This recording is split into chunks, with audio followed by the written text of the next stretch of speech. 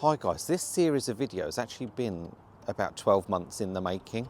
So today we're going to reveal our new car.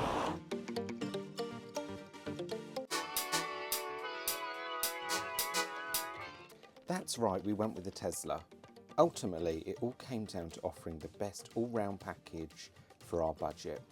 Ours is the dual motor long range variant offering around 300 miles of range and all-wheel drive.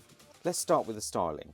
I think every car has its colour that suits it best, and I think the Model Y and Model 3 for that matter look best in white. In terms of its design, I think it looks neat, tidy and simple. It's a shame it doesn't have its own distinctive look though. It's as though Tesla took the Model 3 in a foot pump, inflated it and stuck a Model Y badge on the back. The boot capacity was a big selling factor for us. With the rear seats up, you've got 854 litres to play with. There is extra storage under the boot. Ours is full of tools. I've put my camera bag and bits inside, which help keeps the boot tidy. You can lower the rear seats by simply pressing two buttons inside the boot. Once folded, the boot capacity rises from 854 to 2041 litres. We used to have to put our back seats down in our Insignia to fit camping bits in the boot, but we can fit our Wastemaster in the boot with the rear seats up. You can open the extra front storage area from your phone or touchscreen inside the car. It offers an additional 117 litres of space. We typically use it for charging cables and a drop of screen wash. It always runs out when you need it most, but the car does warn you when it's getting low. Before we step inside, I just want to mention the door handles. Non-car people struggle with these. They just don't know how to go about opening them. It's worse when it's dark because they're not illuminated in any way. Once you know how, it's a simple one-handed operation, but it's annoying having to open them for passengers that are using it for the first time. Moving inside, you've got multi-way electric adjustable seats. The seats are comfortable, but they don't have supportive side bolsters. If you're driving a bit more exuberantly, you're not going to be supported in place. Also, I like sitting quite upright, but I find the headrest angle digs into the back of my head, which I find a bit annoying when driving. I've reclined the backrest slightly to alleviate this, but I'd rather sit more upright. Also, another design weak point is the seatbelt positioning. I wish it was mounted a little bit lower as the seatbelt rubs on my neck. I don't want to adjust the seat height as I feel like I'm then sitting too high. I simply just wrap my coat around the belt to stop it rubbing on my neck. The view out ahead is great. The dash is fairly low, so you've got great forward visibility. However, the rear window isn't very tall due to the sloping rear roofline. But you have got reversing cameras and cameras that monitor your blind spot when changing lanes, so I think visibility is good all round. I did initially want a white interior, but those cars were commanding more money and I don't feel it's worth paying more just for a white interior. Plus, the panoramic roof lets in loads of light, so it doesn't feel too dark. If you have the white interior, you also get white trim on the dash rather than wood. I feel wood is quite a traditional material, and interesting that Tesla chose that. I'd have thought they might opt for something more clean and modern. Just because I don't love it doesn't mean that that's the case for everyone though. Rear seat space is great. Child seats are really easy to fit with Isofix on the two outer rear seats. You've got a completely flat floor, so if you're carrying 3 passengers in the back, the middle passenger isn't straddling a transmission tunnel. There are 2 USB charging ports and a couple of vents. It's a shame there aren't any rear seat heating controls for the seats in the back. It has to be controlled from the front touchscreen. There's an armrest with a couple of cup holders, and the upper portion of the seat lifts to give the middle passenger a headrest. Moving into the front, much like the outside, the design is really simple. If anything, a bit too simple. Having lived with it over the last few months, I would quite like a few more buttons, particularly for mirror adjustment. I occasionally find myself wanting to slightly tweak my mirror when reversing, and it's too much of a faff to do it whilst driving as it's more than a one-step operation. Things like steering wheel adjustment for me is just a set and forget one-time thing, but I would like physical buttons for mirror adjustment. With that said, the mirrors are a good size and you can clearly see around the car. There's lots of storage up front. You've got 2 cup holders side by side, a big storage bin that we put all sorts of clutter in, as well as an extra storage area under the armrest. The door bins are an okay size. I've got a couple of door bins to put rubbish in that generally collects in the car. There are also 2 wireless phone charging pads that are great for keeping your phone topped up with juice. You're given a key card instead of a key, or you can use the Tesla app on your phone. It makes for seamless entry to the car as most people keep their phone in their pocket or bag. No need to fumble around for keys, just walk up to the car, open the door and hop in. Same goes for starting the car. press the brake and using the right stalk by the steering wheel, select reverse or drive.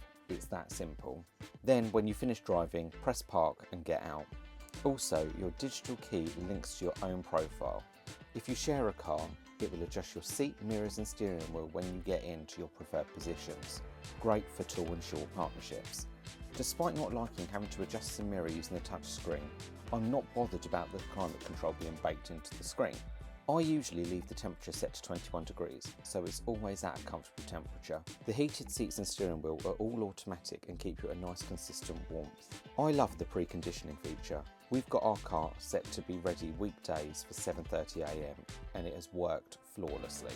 It's also set by location, so if you're away on holiday in the car, it won't trigger its usual routine as it knows it's not at home. All throughout the cold months, we've got into a warm car that's defrosted and ready to go. You even get a message on your phone to say when the car's at temperature. It's great. Talking further about the software features of the car, you can pay for a subscription to unlock live camera feeds to your phone, data connectivity and other features. I personally use the hotspot on my phone and use the car's built-in Wi-Fi to be connected to the internet and don't pay for a subscription, but others may find features of the premium subscription worthwhile. Teslas have a built-in dash cam, so you don't have to worry about installing one and can turn on Sentry mode, which monitors your cameras and alerts you of unusual activity around the car. When you return to your car, it tells you how many events have occurred and you can review them. It's great for extra peace of mind, and if someone bumps into your car, you've got video evidence to back up any claim that you may want to make. I use it as I park on a street near work. I do lose 3 or 4% battery, but I park in quite an active area. I often come back to multiple events where people just walk too close to the car. I like it for the peace of mind, but you don't have to use it. The car has games built in if that's your thing. I'm sure it's great for entertaining kids when you're charging. Alternatively, the car has YouTube and Netflix integrated. Again, great for when you're charging, or for me, I'm often waiting for Bill when he needs picking up from football. If you're having a McDonald's or a KFC in the car, you can watch an episode of something whilst you're eating your dinner. The sat-nav built into the car is great. The screen size is brilliant for easily seeing where you've got to go. Also, baked into the software are charging stations, both Tesla and non-Tesla. If you're on a road trip, I'm confident you can traverse across the country using Tesla superchargers. But for us, when camping, we might not be near a Tesla charger location and would need to rely on third-party chargers like GridServe, BP poles, etc. So it's great that Tesla include these on their map too. Not all chargers are listed, but enough for you to get by. Okay, so I'm just going to show you how simple this is to charge. What you can do is you could actually have, before arriving at the service station, selected this to charge it. It obviously wants us to come out and come back in, but it will say that it's preconditioning the battery, so you can accept a faster charge, but we're doing this a bit off the cuff, so I'm just going to end the navigation because I know the charges are straight ahead. But I just want to sort of show you how easy and simple this process is. So on my Tesla account, I've already linked my debit card. I think you do a credit card if you want, or if you prefer. So you don't need to worry about, I don't know, like doing a contactless payment or anything like that. You literally just pick your Tesla charger and reverse into it and go and plug in. So don't think there are too many people here. We'll just go for one maybe at the end. We've got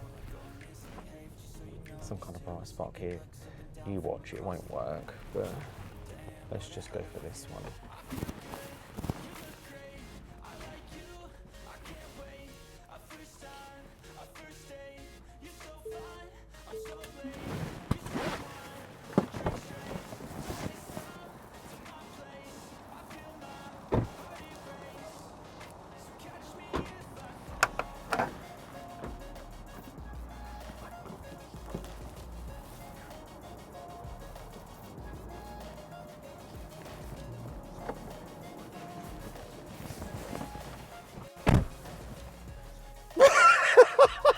Charging equipment not ready. Are you for real?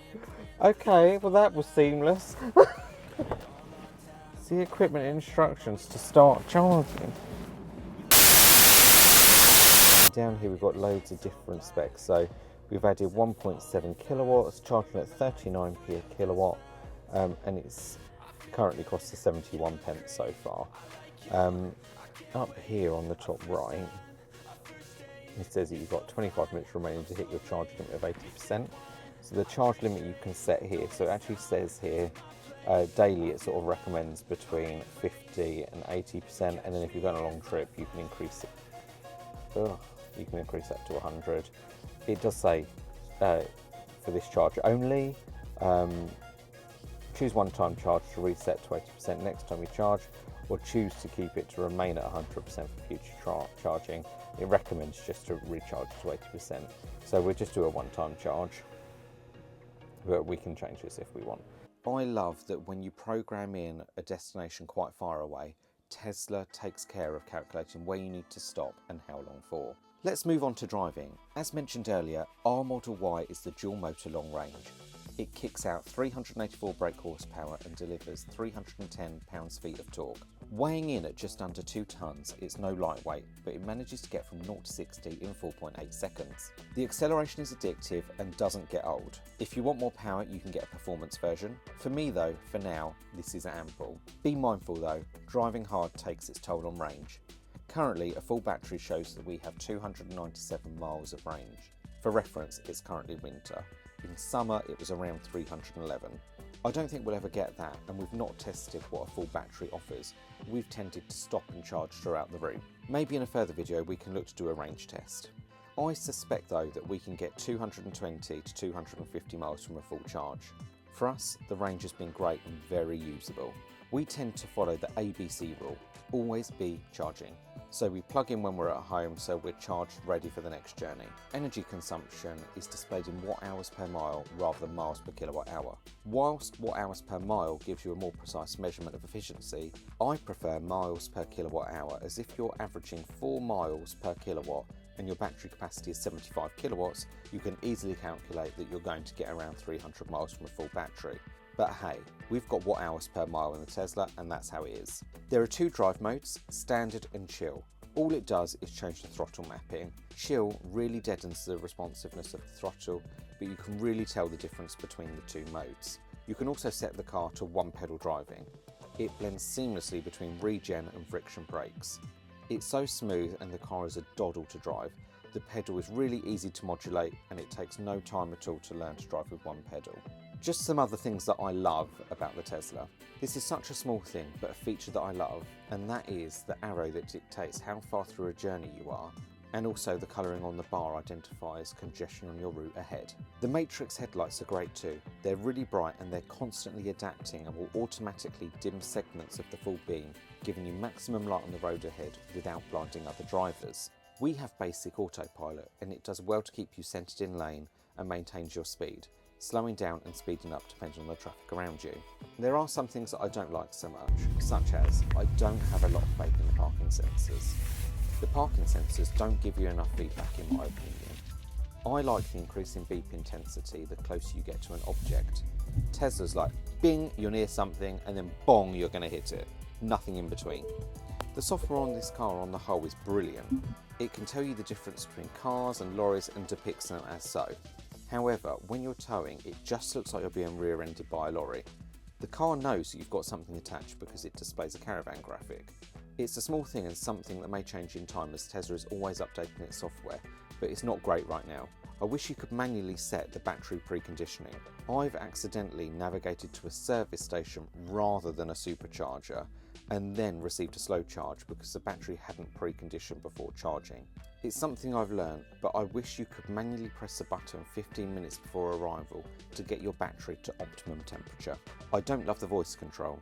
It's nowhere near as intuitive or sophisticated as Google Assistant or Siri, which we've all got used to on our phones. Polestars and the latest Renaults are built on Android Automotive, which are much better to use. That said, Tesla is always working to improve and constantly rolling out software updates, so the Tesla that I have today could be very different to the one in 12 months' time.